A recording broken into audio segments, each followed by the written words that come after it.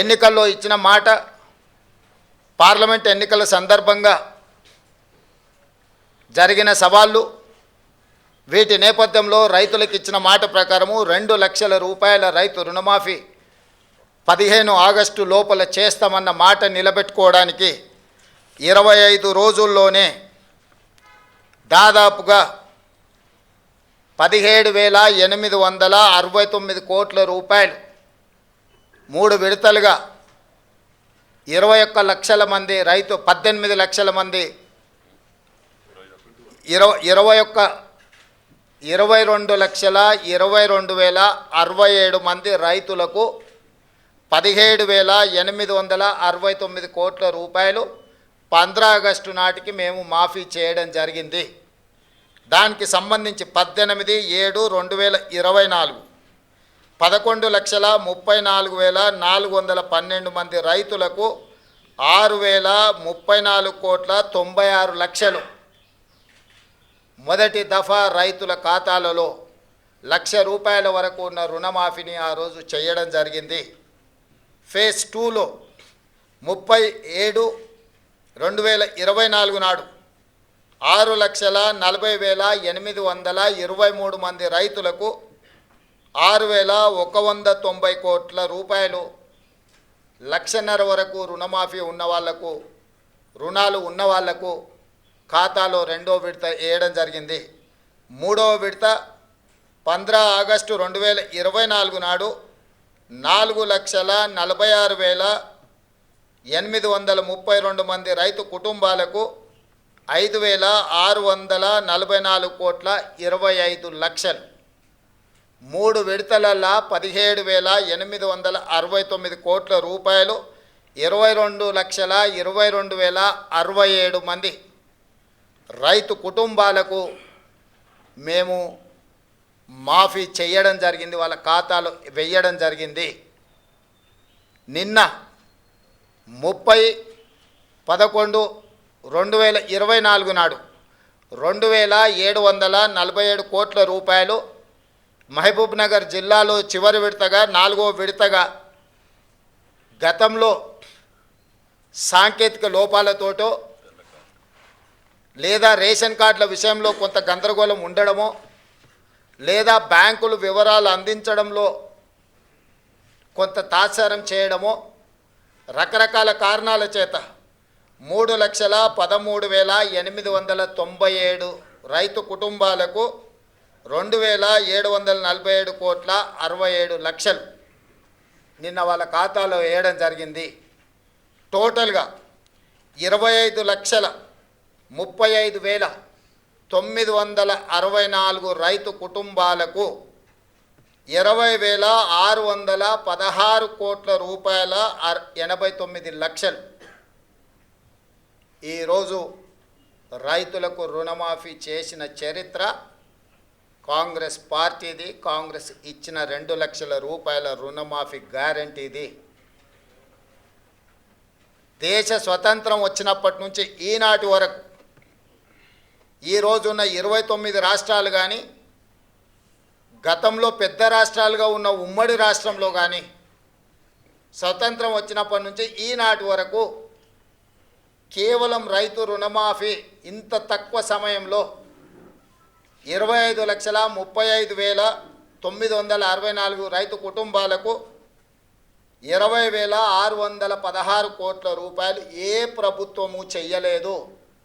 గతంలో మా ప్రభుత్వం కూడా ఇంత పెద్ద ఎత్తున రైతు రుణమాఫీ చెయ్యలేదు. ఈ దేశంలోనే ఇది గొప్ప రికార్డ్. అయినా బీఆర్ఎస్ నాయకులు పదే పదే రకరకాలుగా మాట్లాడుతున్నారు. నేను వారు చేసిన వివరాలను ఒకటి పోల్చి చూసుకోవడానికి, పాత్రికేయ మిత్రులు విశ్లేషించడానికి కొన్ని వివరాలు నేను చెప్పదలుచుకున్నాను. 2014లో వాళ్ళు ₹1,00,000 రుణమాఫీ గురించి హామీ ఇచ్చారు.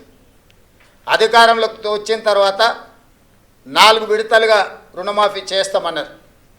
4 విడతలలో బ్యాంకుల్లో జరిగే మిత్తిలు పెరిగే మిత్తిలను కూడా మేమే కడతామన్నారు. ఆ విడత సరిగ్గా అమలు చేయలేదు.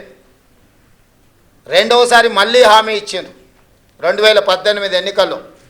2018 ఎన్నికల్లో కూడా ₹1,00,000 ఏక మొత్తంలో రుణమాఫీ చేస్తామని చెప్పిన ప్రభుత్వం ఆనాడు వాళ్ళకు చెయ్యలేదు. చివరికి ఎన్నికలు సమీపించిన సమయంలో ఔటర్ రింగ్ రోడ్డును అమ్మి హడావిడిగా రుణమాఫీ చేసింది ఎంత అంటే వాళ్ళు 21,35,557 మంది రైతులకు 11,909 కోట్ల 31 లక్షల రూపాయలు మాత్రమే రుణమాఫీ చేసిండ్రు. 4.5 సంవత్సరాల తర్వాత వాళ్ళు రుణమాఫీ చేయడం వల్ల ఈ ₹1,00,000 రుణం తెచ్చుకున్న వాళ్లకు ఇందులో వడ్డీ ఎంత పోయిందయ్యా అంటే 8,578 కోట్ల 97 లక్షలు.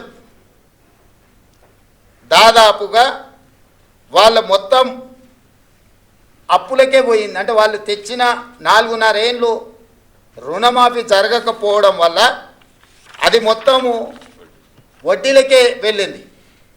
దాంతో నికరంగా వాళ్ళు చేసిన రుణమాఫీ ఎంత అంటే 3,331 కోటి రూపాయలు మాత్రమే.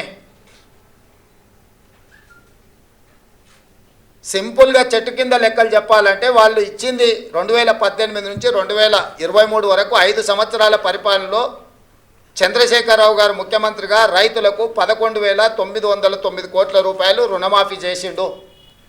ఆ రుణమాఫీలో వడ్డీ 8,578 కోట్ల రూపాయలు వడ్డీ కింద పోయింది. కేవలం 3,331 కోట్ల రూపాయలు మాత్రమే అసలు కింద జమ అయింది. 5 సంవత్సరాలలో ఆయన చేసిన రుణమాఫీ 3,331 కోటి రూపాయలు. వారు ఈరోజు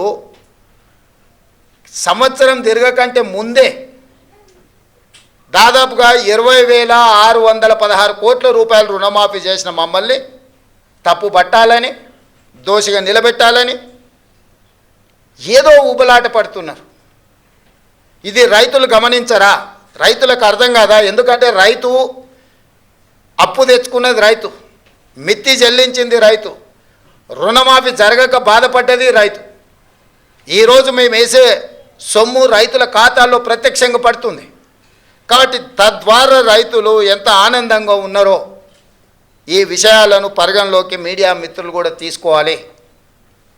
ఇప్పుడు మీరు రైతు బంధు వానాకాలము బకాయి పెట్టి పారిపోతే మీరు పెట్టిన బకాయిని కూడా వస్తానే 7,625 కోట్ల రూపాయలు మేము చెల్లించిన వానాకాలం రైతు బంధు. ఇప్పుడు ఇందులో కూడా మీరు చాలామందికి ₹1,00,000 వరకు ఉన్న రుణాలు మీరు చెల్లించకపోవడంలో అసలు మిత్తి ఏది చెల్లించకపోవడం వల్ల 20 లక్షల మంది రైతులు దాదాపుగా కొత్తగా తీసుకున్న రుణాలు కాదు, 2018 నుంచి 2023 వరకు మళ్ళీ రెన్యువల్ చేసుకున్నారు ఆ అప్పును వాళ్ళు. ఇవాళ వాటన్నిటినీ మేము చెల్లించాల్సిన పరిస్థితి వచ్చింది.